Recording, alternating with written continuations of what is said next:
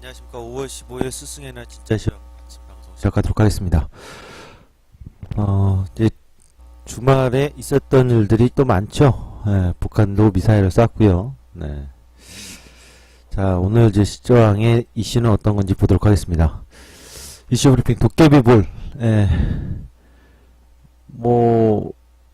저는 군대를 공군군악대를 나왔기 때문에 도깨비볼을 본 적은 없습니다만, 제가 근무한 지역이 현충원이에요.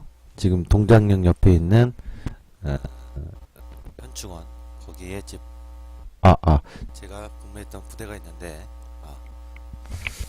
도깨비볼을 최전방에서는 보신 분들도 계신지 모르겠습니다만, 국립묘지다 보니까 볼 수도 있을 것 같죠? 본 적은 없습니다. 왜 제가 도깨비볼이라고 했냐면요, 지금 시장이 중구난방이에요.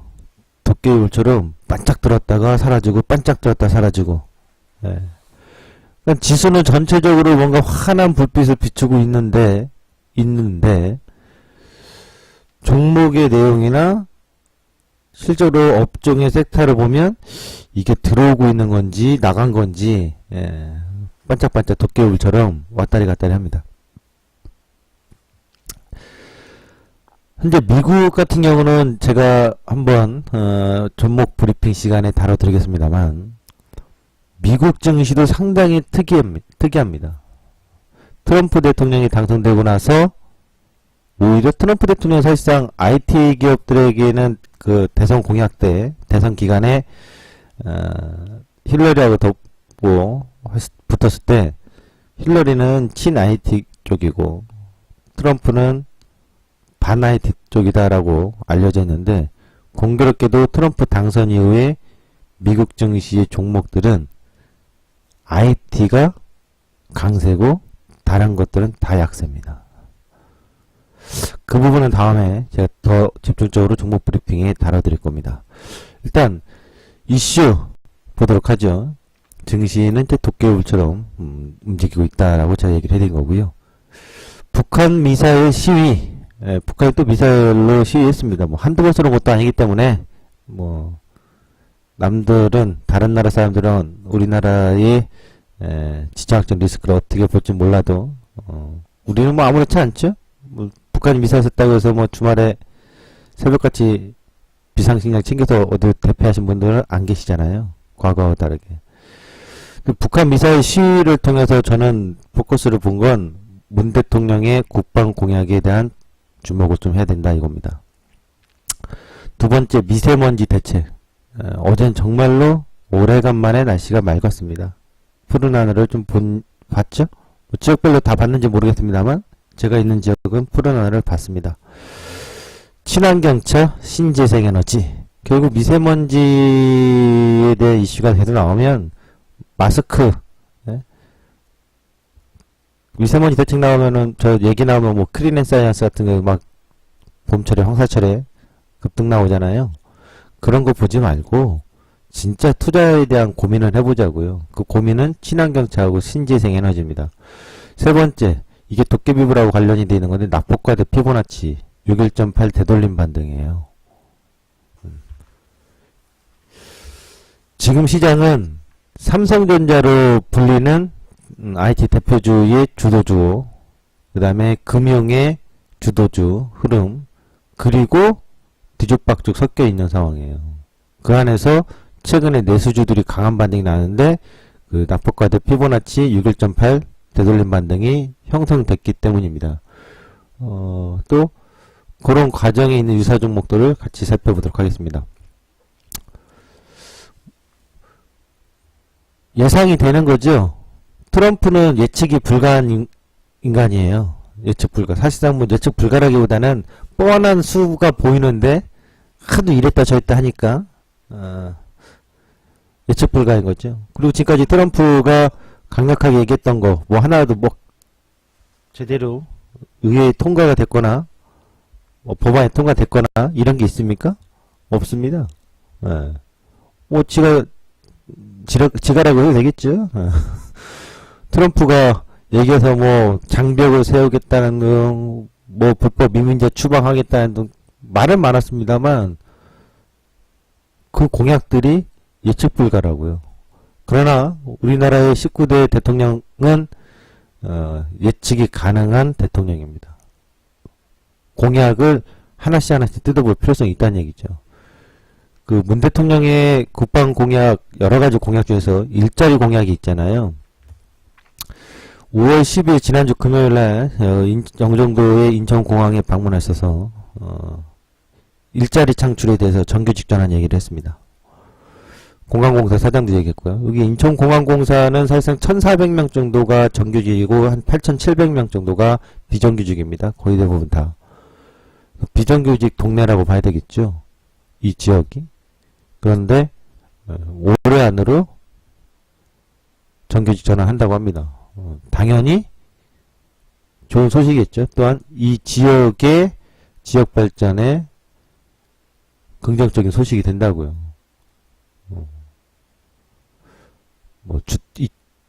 그런 것 좀 잠깐 제 생각을 얘기하면 비정규직 지역하고 정규직 지역하고 급여 차이도 크고 주거의 어떤 문화 차이도 차이가 있기 때문에 정규직 전환은 아마 이 영종도 지역은 굉장히 큰 호재예요. 제가 예전에도 한번 부동산 쪽 얘기했었잖아요. 세종시하고 광교하고 영종도 쪽은 그리고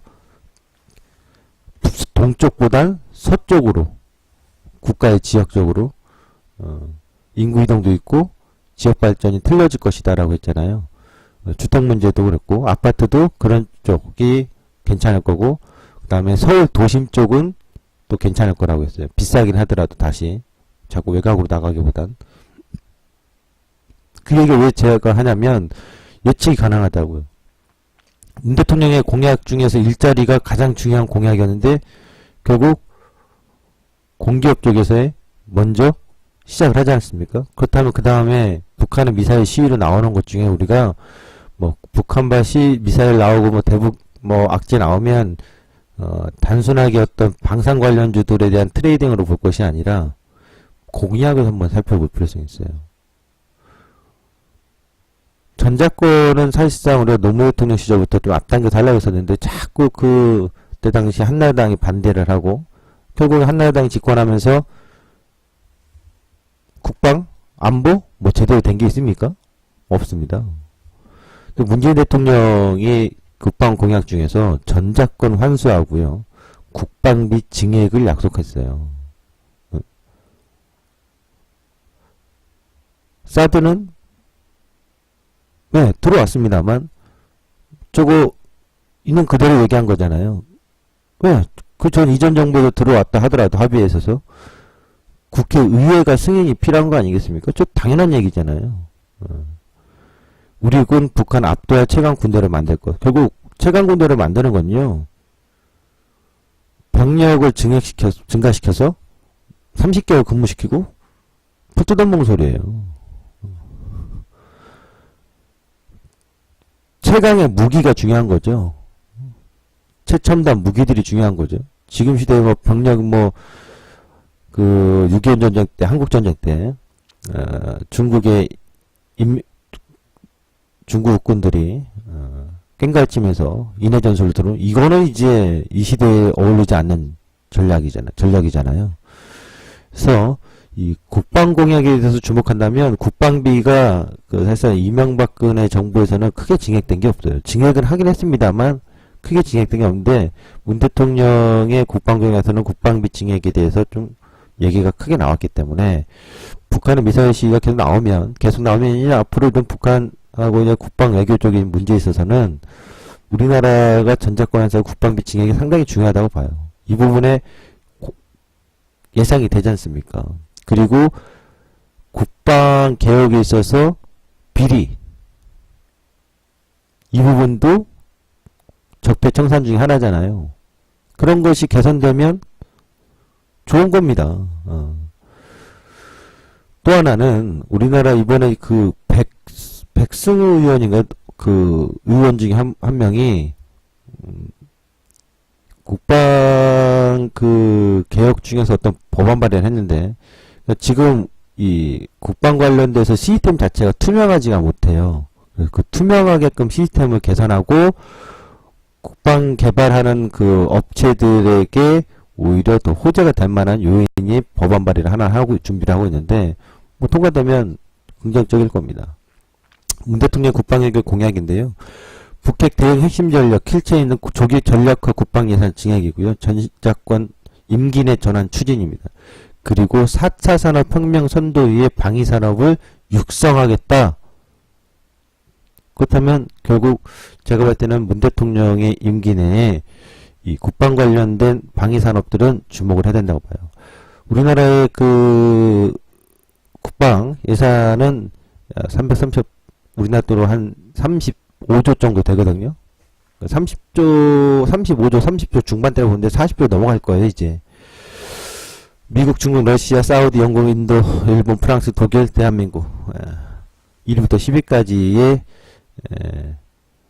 작년도 기준입니다. 2016년도 기준으로의 국방비 내역입니다. 뭐 미국이 어마어마하죠? 중국이 아무리 날뛰려고 해도 안 돼요. 중국, 미국, 러시아 다 합쳐도 저 2위부터 10위까지 다 합쳐도 미국 못 이겨요. 미국이 그래서 무서운 거예요. 한 손에는 코란, 한 손에는 칼, 이슬람이었잖아요. 현재 자본주의 시대, 21세기 시대에 한 손에는 뭐예요? 성경? 성경은 아니고 한 손에는 미국. 미국이 얘기하는 거예요. 미국. 한 손에는 국방.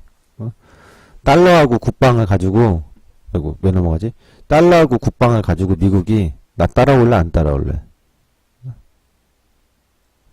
로마 시대는 로마법을 따르고 지금은 미국법을 따르라는 거예요. 법을 따르라는 얘기는 하지만 미국의 지침을 따르라. 안 따르면 니네 죽는다 이거죠. 달러와 국방. 어마어마한 금액입니다. 그래서 저는 이 부분에 있어서 국방 외교에 있어서 우리가 관심을 계속 둬야 되는 거 앞으로 방산주입니다. 하나테크인 한화, LIG넥스원, 한국항공우주, 풍산, 현대해양. 우리나라에서는 이제 방산에서의 종합방산의 1위 업체는 하나입니다. 종합방산. 왜냐면 이제 뭐 M&A 쪽에서 덩치를 계속 키웠거든요. 하나테크인 갑자기 생각 안 나죠? 하나테크인 뭐 만들죠? 전차는 현대로템이고요. 자주포. 죄송합니다. 자주포는 하나테크인이고요. 그 다음에, 미사일 같은, 유도미사일 같은 경우는 LIG넥스원이고요. 한국항공우주는, 고등훈련기 같은 거죠. 그러니까 공격용이나 방어용보다는 훈련기 쪽이라고 봐야 되겠죠. 아직까지 우리가 뭐 제트기 만들 만한 수준은 안 되니까. 풍산은 이제 탄약 쪽도 풍산이 있기 때문인데 이 방산업체들은 굉장히 우량합니다. 이 우량한 방산업체들의 포인트가 글쎄요, 그들이 냄새를 맡았을까요? 메이저들이? 한국항공우주는 사실상 우리가 방산에서 무기체계의 변화에 있어서 이번에 국방 외교 정책에 있어서 수혜라고 볼 수는 없어요. 제가 봤을 때는. 전적으로 한국항공우주는 갑과 을에 있어서 갑의 이치는 아닙니다. 우리가 이제 고등훈련기가 있는데, 이게 미국의 미국하고 한미의 협력 관계에 있어서의 수혜주라고 봐야 되는데, 왜 그러냐면, 한국항공우주는 독자적으로 세계 시장을 뻗어나가기 힘들어요. 미국의 용인하에, 니들이, 우리가 하는 것 좀, 니들이 좀 하청해서 만들어봐. 부품 이런 것도, 엔진 부품도 그렇고, 그래서 하나테크인도 엔진 부품 따냈잖아요. 쟤네들이 뭐 한국항공우주 제트기 만들어서 뭐 성공할 것 같아요? 아니에요. 고등훈련기예요. 미국의 어떤 승인이 있어야 된다고요. 함부로 만들어냈으니 함부로 뭐 독자적으로 할 수 있는 부분이 아니라고요. 지금 여기서 주목해야 될 이제 킬체인의 어떤 조기 구축 체계라고 한다면 LIG넥스원이 주목이 될 거라고요. 미사일 체계. 그 다음에 자주포라든가 전차든가 이런 부분에 있어서는 현대해템하고 하나테크인. 전체적으로 우리나라 국방에 있어서는요, 자주국방을 하면서 국방비 증액하고 방위산업에 대한 육성을 해 나간다면 이 업체들이 수혜예요. 제가 봤을 때. 바닥 형성 자체가 이제 외바닥과 지금 보는 관점에서 외바닥과 쌍바닥, 외바닥과 쌍바닥, 외바닥과 쌍바닥, 외바닥과 쌍바닥 만들어놨고요. 지금 이제 LG넥슨하고 현대해템은 이제 외바닥만 만들어놓은 상태입니다. 이렇게 좀 특징을 잡아놨고요. 이들 종목은 지속적인 관심을 좀 가져야 되지 않을까. 북한 미사일 쏘면 쏠수록 더 관심을 줘야 된다라고 봐요. 문 대통령의 미세먼지 정책입니다. 문재인의 미세먼지 대책, 뭐 다들 보셨을 거예요. 미세먼지 배출량에 대한 감축하겠다. 결국 포인트는 석탄화력 발전기, 있죠? 원전, 이런 거거든요. 그건 원전은 미세먼지하고 관련은 없습니다만, 에너지 정책에서도 변화를 주겠다는 얘기잖아요. 특히나 석탄화력 발전소에 대해서 박근혜 정부에서는 많이 지었는데, 이거를 저게 중단하겠다는 얘기예요. 가동 중단하고 또 신규 건설도 일단 중단하겠다. 여기 보시면 석탄 발전소를 획기적으로 줄이는 중장기 계획을 수립할 계획이다. 30년이 지난 노후 석탄 발전기 10기는 조기 폐쇄하고 뭐요? 조기 폐쇄. 공정률 10% 미만인 석탄 발전소 9기를 원점에서 재검토하겠다. 그러면 이것을 대체할 수 있는 그동안 석탄 발전소를 통해서 공급받았던 에너지는 다른 데서 공급을 받아야 될 거 아니에요. 부족한 에너지니까. 그럼 그 부족한 에너지를 결국 신재생 에너지에 적극적으로 투자하겠다는 얘기 아닙니까? 유도하겠다는 얘기 아니겠어요? 그럼 신재생 에너지라고 하면 원전은 아니잖아요. 원전도 축소시키고 그러면 풍력이랑 태양광이라고요. 신재생 에너지는. 그리고 부족한 전력 에너지는 어디선가는 우리가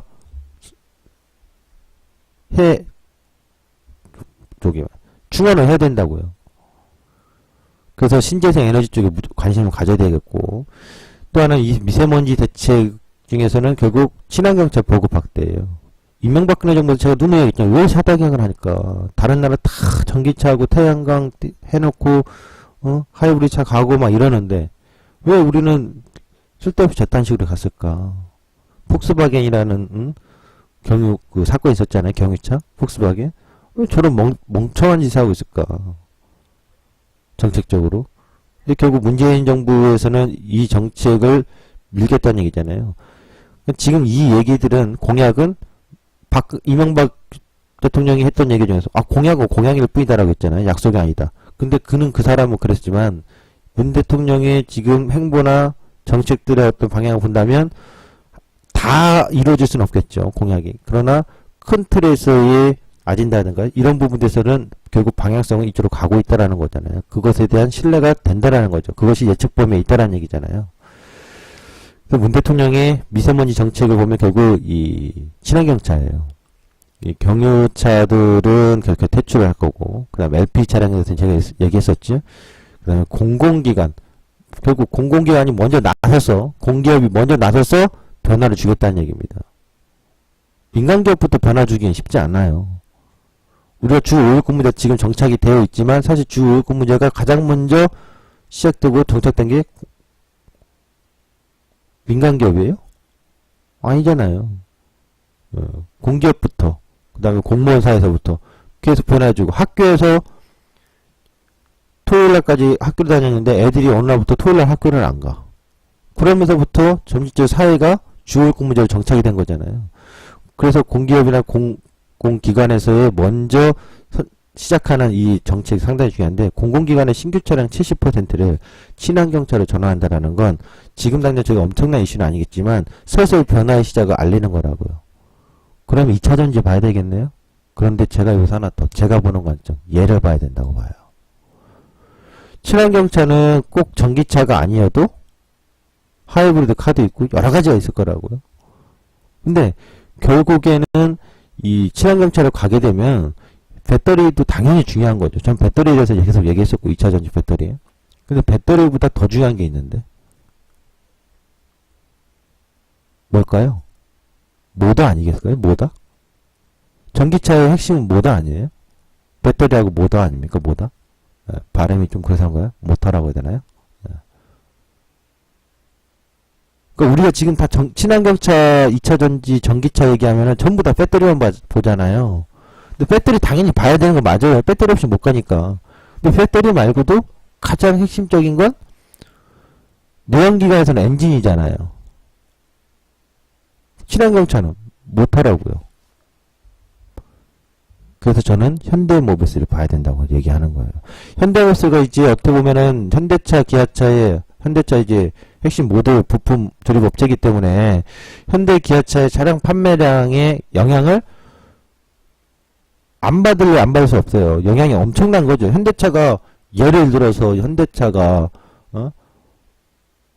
800만 대 팔려던 게 400만 대, 500만 대 줄어들었다. 얘도 과당인 거죠. 현대모비스도. 그쵸? 판매 대수가 줄어들면. 현대차가 1000만 대를 넘어섰다. 엄청난 거죠. 그러니까 현대기아차의 그 완성차 업체들의 성장과 걔를 같이 할 수밖에 없는 게 현대모비스를 합니다만, 방향을. 그런데 현대모비스를 우리가 이제 기존에 알던 부품 조립 업체로만, 모듈 업체로만 봐서는 안 된다고요. 이번 5월 3일 날에 그 엑스포에서 했던 건데, 전기차, 이런 관련돼서의 전시회가 있었는데, 전 현대모비스를 다르게 봐야 돼요. 많은 사람들이 자율주행차 얘기를 자꾸 합니다. 여러분, 대한민국에서 자율주행차를 시행할 수 있는 곳은 없어요. 기업이. 뭐 자꾸 조그만한 기업도 자꾸 얘기하는, 고 관심을 두잖아요. 저 그렇게 하지 말라고 그래요. 실질적으로 전 세계에서 자율주행차에 관련된 경우 엔비디아 하나예요. 그리고 그거 시행할 수 있는 곳은 큰 기업들이라고. IT 기업들. 뭐 구글이라든가. 조그만한 기업이 자율주행차라든가 미래주행차 관련돼서 어떤 핵심 기술 하나는 개발을 할 수 있어도 그것을 사업적으로 성과를 얻어내는 데는 엄청 어려울걸? 왜?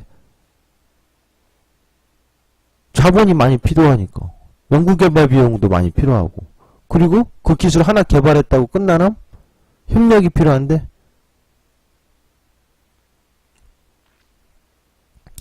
현대모비스가 저는 자율주행차, 미래, 지향적인 신기술의 가장은 좀 아니고, 다를 수도 있으니까, 안정적이고 선도하고 있다고 볼 수 있다고 봐요. 선도하는 기업이라고요. 대한민국에서. 현대모비스의 향후 전기 동력 및 진행형 미래 사활 걸었다는 거 이거 주목해야 돼요. 이게 언제 나왔던 기사예요? 2015년도에 나왔던 기사예요. 지금도 진행형인 겁니다.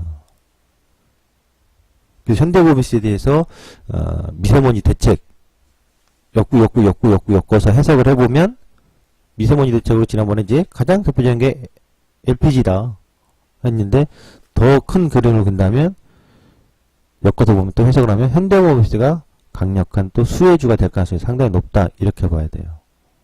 모두 없이 전기차, 하이브리드차 갈 수가 없어요. 배터리?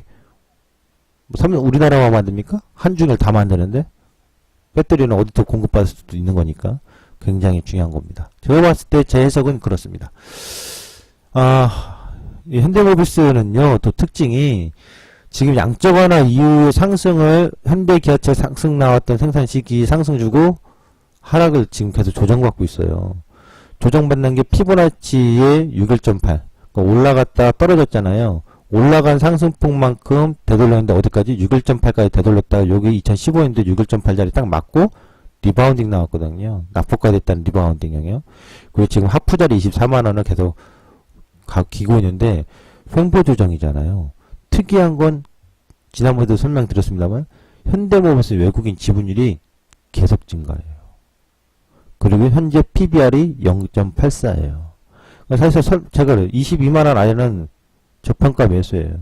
영역이에요. 설마 20만원 아래로 내려오면 무조건 땡큐 매수예요.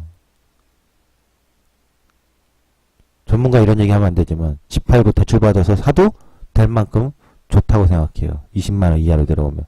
당연히 20만원 이하로 내려오고 19만원 얘기 나오면 막 살려달라고 하는 사람들 많겠죠? 천만의 말씀이에요. 제 생각은 아주 중요한 건데 현대모비스는 설마 저 가격이 온다면 기다려보는 거예요. 대박 찬스라고 봐요. 그 다음 61.8 되돌림 받는 게 뭐냐면 지금 이 주도주였던 게 내수주들이었잖아요. 제약주, 화장품. 이런 것들이 저점 대비 쭉 올라왔다가 급락이 나왔다. 1년 만에 올라갔던 거 다 뺄 정도로 급락이 나왔다고. 얼마큼 뺐냐?